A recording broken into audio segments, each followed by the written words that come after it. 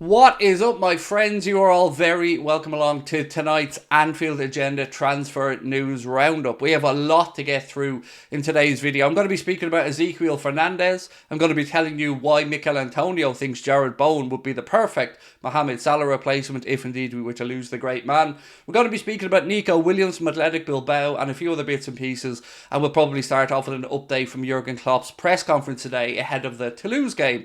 So you know what I'm going to do, but we want you guys to let us know your thoughts in the comment section. Do drop a like on the video if you enjoy it, and of course, you know, we'd love you to hit that subscribe button. So look, let's start off with Jurgen Klopp's press conference today ahead of the game against Toulouse.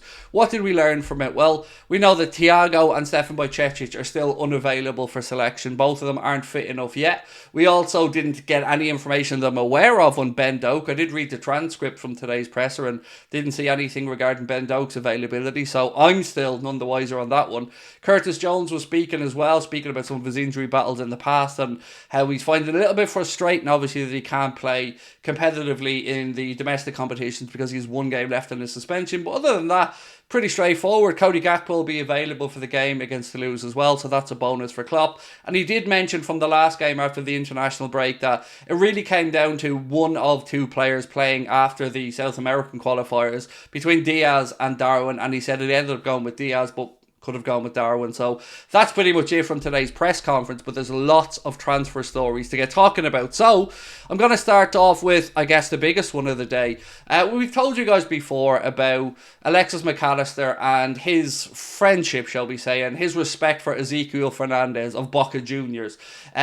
Just to give you guys a quote from previously, he said, "If you ask me a little more about my style, there's one player I like a lot, and that's EZEQUIEL FERNANDEZ. He's a player who has all the conditions to get to Europe one day, and hopefully it will be given to him." So obviously Alexis Mac Allister is a big fan of his compatriot, but Gazzetta Italia are now saying that Liverpool are obsessed with the idea of signing EZEQUIEL FERNANDEZ. I don't know any more than that. I'm just bringing you guys what I've read. I won't even pretend that I've watched much of EZEQUIEL FERNANDEZ. I absolutely have not, but I know that there are some of you guys that will, so please feel free to let us know. Is he up to the standard? What should we expect if we do sign him? I'm just playing catch up on this one. So brought you guys the news that we're interested according to various outlets, and this isn't the first outlet that have said it. So maybe there's something to it, maybe there isn't. I don't know, but I do want to know your thoughts. Moving on now to the Jarrod Bowen situation, and Mikel Antonio was speaking, and he should really stop speaking regarding all things Liverpool after his invisibility manoeuvre when he spoke about giving it the big one before we played them. And well, look, as I said, he was invisible, so not really much to say on that. But with regards to Mikel Antonio, he did say that he thinks Jarrod Bowen would be the ideal Mohamed Salah replacement if indeed we do lose the great man. He went on to say he's quality, left-footed, plays on the right side like Salah, so probably is the perfect replacement, but it isn't going to be easy to get him out. Of course, he just signed a new contract with West Ham recently. I think it's a 6-year deal if my memory's right. And he's right, it probably wouldn't be easy to get Jarrod Bowen out of West Ham, but where there's a will, there's a way, and everybody has a price. So I don't know what it would take. I would imagine 60 million is probably around the right price in my head, but would love to know your thoughts. I understand he isn't the sexiest name in the world, it isn't the sexiest signing in the world, but I think, and I've long believed, that Jarrod Bowen would do a very, very, very good job in Jurgen Klopp's system and with the way we play. So again, always happy to know your thoughts on it, to let us know. Moving on now to another story. This one's on Leroy Sané, and Neil Jones has been speaking about Leroy Sané, and this is what he's had to say. Leroy Sané is a fine player, no doubt. I'm with you with this so far, Neil. He said, but he's 28 in January, and only twice in his career has he hit double figures in terms of league goals in a season. I'm also with Neil Jones on that one as well. Look, I like Sané. As Neil said, he is a quality player. He does bring a lot to the table when he comes on, but with the age profile, with the lack of consistency of numbers, as Neil has pointed out, he's only had 2 seasons where he's had 10 or more goals. I just don't think so. If you add the injury concerns onto that as well, it just doesn't make sense for me for Leroy Sané to be a target of Liverpool. But I know that there's a lot of people that disagree, but I guess I'm here to give you my take on it, right? So I hope that this is all just newspaper talk, because I really don't want Liverpool going out and trying to replace Mohamed Salah with Leroy Sané. I can just see it ended up in injury headaches. Moving on now to another story, and this is regards to Liverpool's interest in Nico Williams. Now, it's not Nico Williams, our former Nico Williams, that is now with Nottingham Forest. It is, of course, the younger brother of Iñaki Williams, the Athletic Bilbao player. 90 Minutes have been speaking, and they say that he's attracted interest from Liverpool, a serious interest in the player. And Bilbao have been talking about the battle they may have to try and keep the player. Of course, the Williams family, very settled there as well. Both came through the system at Athletic, and both very good players. So from their perspective, I absolutely understand it.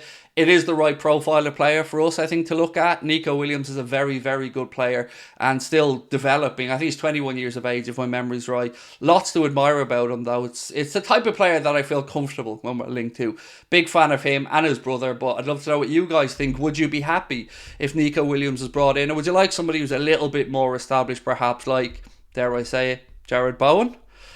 Another one that we face pressure on is the youngster from Schalke that has been mentioned a lot over the past few weeks. So according to Team Talk this time, Liverpool have fallen behind RB Leipzig in the race to sign Schalke's hot prospect Hassan Quadrago. And look, Leipzig, as we know, are very good at getting the young talent in Germany or across Europe.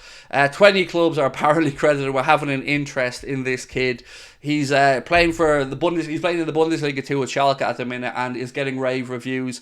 I don't think he's ready to come to Liverpool yet. I think he's, 17 years of age, 16, 17 years of age. So even if we were to sign him, we couldn't do it till he was 18. So I don't see it being something we should be overly concerned about right now. It's not the signing that we need at this moment in time. The signing that we need at this moment in time is, of course, it's Andre Trinidad, isn't it? And I do have a little bit on Andre Trinidad for you before we finish up today. So let me give you the latest on this. Apparently we're pretty close. Apparently we are closing in. I've seen other channels have done stuff today where I couldn't believe. I couldn't believe my eyes when I seen that somebody was using the biggest clickbait merchant in the history of fandom ever to justify a story about Liverpool's interest in Andre, or Liverpool having an agreement with Andre over the wages. I'm almost resident to say it. So I'm going to move on and speak about this story, and we'll come back to that in a second, because I'm genuinely shocked that we've seen it. So the Reds are linked with Andre, as we know. Arsenal also credited having an interest in him, but £35 million seems to be the number that's been doing the rounds. They obviously have the Copa Libertadores final coming up early November, and then, if I'm not mistaken, I think their league campaign in Brazil comes to an end in December time. So Liverpool will look to hopefully get that deal tied up before the January window opens. And do you know what? I fully expect us to. It's a deal that makes sense on every facet for me. So I'm so sorry. I'm still laughing. About the nonsense that I've seen earlier on with regards to using a channel that, let's be quite frank about it, or a social media outlet that nobody should be taken seriously in any way, shape or form. I'm going to give you guys a little take on it before I go, so I'm just getting it up here so I can see it, because it's absolute insanity that this is even a conversation. But 1 second. Where is it? There we go. It's this one. Yeah. Somebody was using Independent as a reference point. Now, you might as well have gone out there and asked the neighbourhood cat who Liverpool are going to sign. But look, it's not for me to speak about really, but I just have to have a little giggle on it because I found it funny. So, my friends, that is it from me. As always, I want to know your thoughts in the comment section. Do drop a like in the video, and of course, we hope you come across and check out our brand new channel, Top of the League. We made a bit of a statement signing yesterday when we announced that Mr. Adam Stott has joined the Top of the League family. You may know him from his time in the United Stand previously. He's now part of our family, and we're very happy to have him with us. So we'd love you guys to come across, check out Adam's work as well on Top of the League, and I'll be back soon, same time, same place. Much love, my friends. Talk to you then. Bye bye.